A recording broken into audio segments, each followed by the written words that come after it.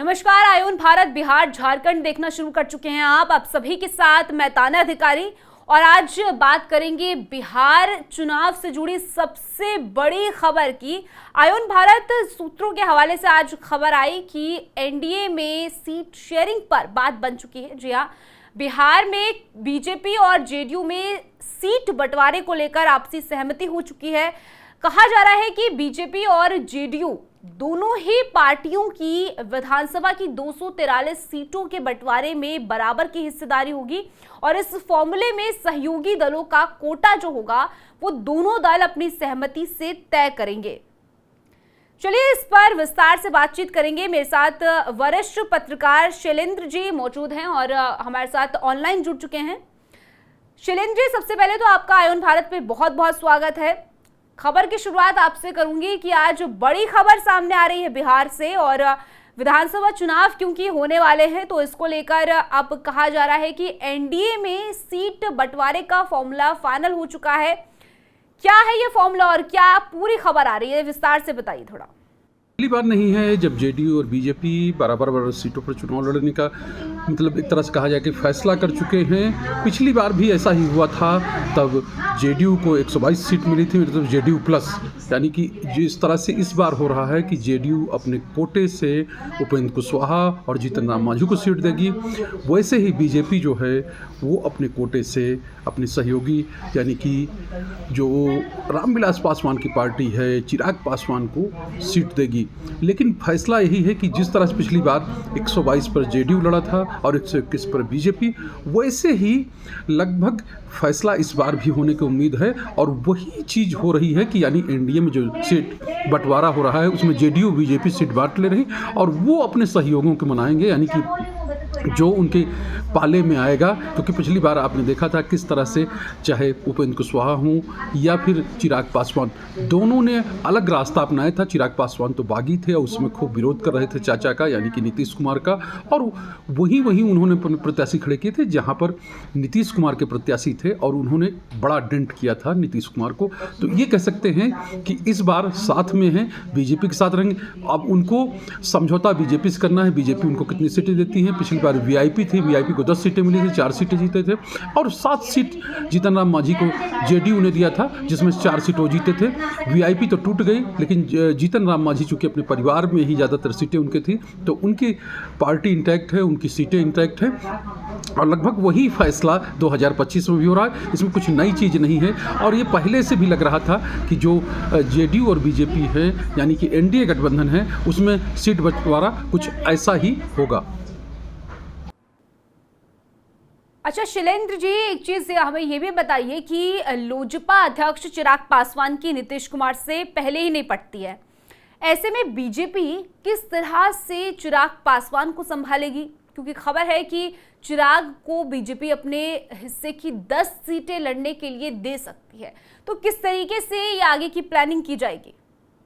चिराग पासवान को संभालना बीजेपी के लिए बड़ी बात नहीं है, क्योंकि बीजेपी के जो सबसे बड़े नेता हैं नरेंद्र मोदी, उनको चिराग पासवान उनको अपना भगवान मानते हैं, और खुद को उनका अपना जो खुद को हनुमान कहते हैं, यानी कि नरेंद्र मोदी के हनुमान के रूप में अपने को बताते रहें। तो आप समझ सकते हैं किस तरह की बॉन्डिंग दोनों के बीच में है। तो आप ये समझिए कि यही स्थिति कुछ इस बार भी रहने वाली है, बहुत परिवर्तन नहीं होने वाला है। बीजेपी कितनी सीट देती है, क्योंकि उनकी पार्टी में चर्चा है कि 20 सीट चाहिए।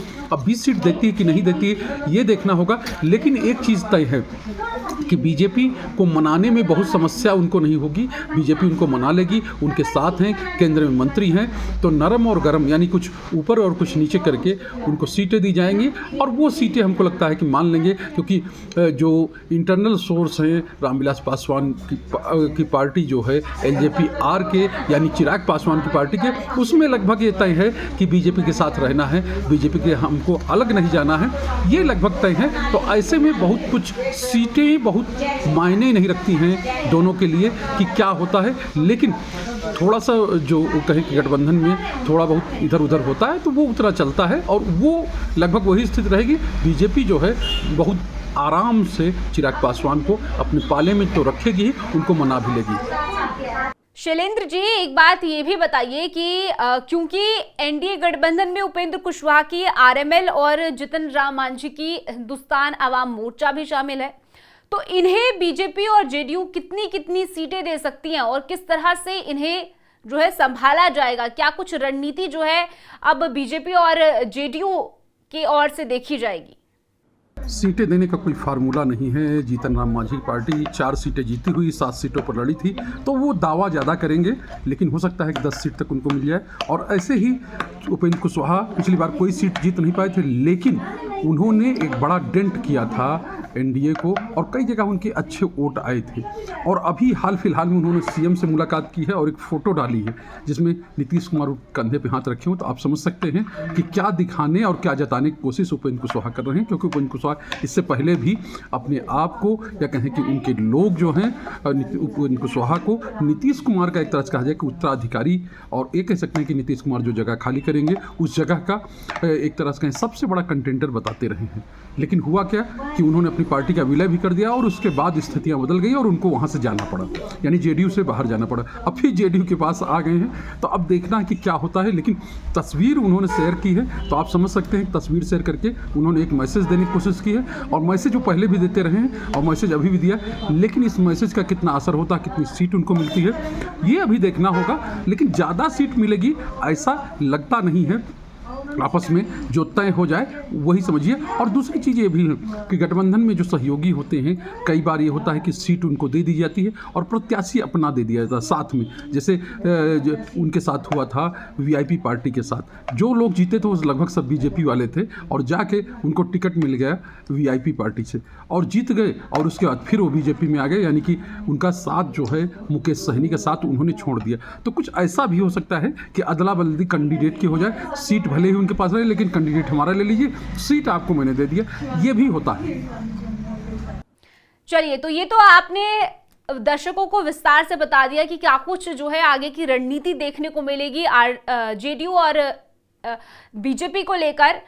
अब ये भी चलिए इस पर भी बात कर लेते हैं कि एनडीए के बाद अब महागठबंधन की बात अगर की जाए तो महागठबंधन में आरजेडी टिकट बंटवारे का फॉर्मूला तय कर सकती है।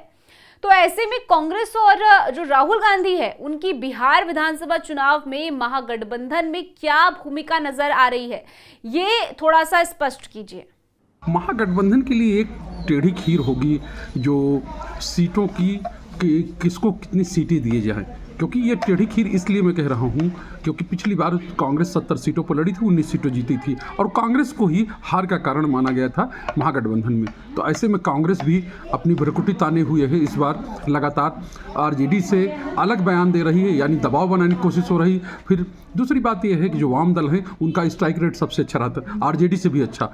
कुछ सीटें मिली और लगभग दहाई में वो जीत कर आए, तो आप समझ सकते हैं तीनों वाम दल हैं, उनकी तरफ से भी अब जो दावेदारी है वो की जाएगी। तो ऐसे में एक टेढ़ी खीर है। और फिर वीआईपी पार्टी के जो मुखिया हैं यानी मुकेश सहनी अब की बार महागठबंधन के साथ लड़ेंगे। लोकसभा चुनाव लड़े थे लेकिन कुछ असर नहीं हुआ, कुछ मिला नहीं।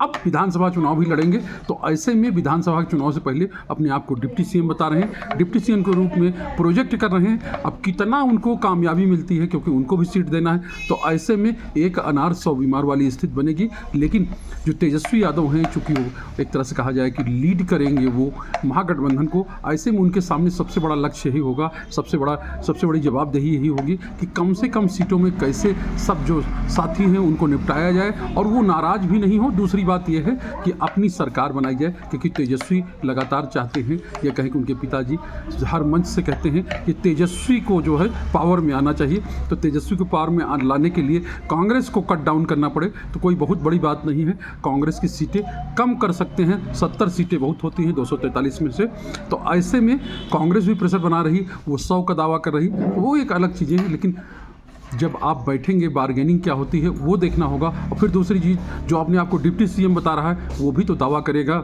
यानी कि वीआईपी पार्टी, तो वीआईपी पार्टी को भी तो कुछ न कुछ देना ही पड़ेगा। तो ये चीज़ें हैं। और वाम दलों का अपने आप में एक दावा है कि उनके पास जीत का एक तरह से कहें जाए कि जिस तरह से वो जीते, यानी ज़्यादा उनका स्ट्राइक रेट है, जो जीत का जो रेट है वो उनका ज़्यादा है, तो ऐसे में उनकी भी ज़्यादा सीटों पर दावेदारी बनती है। हर बार वो सेक्रीफाइस करते रहे अब तक। अब इस बार देखना होगा कि वो आखिर करते क्या हैं।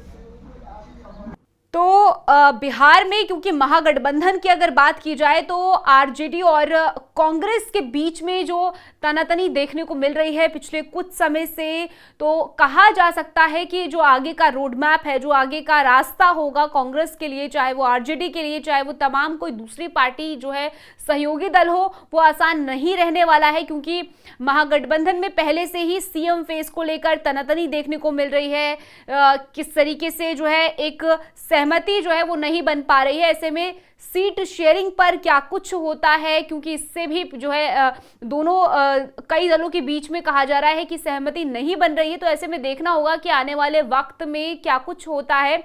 इधर जो है एनडीए सरकार में भी सीट शेयरिंग को लेकर बात जो है वो खबर आ रही है कि बन रही है।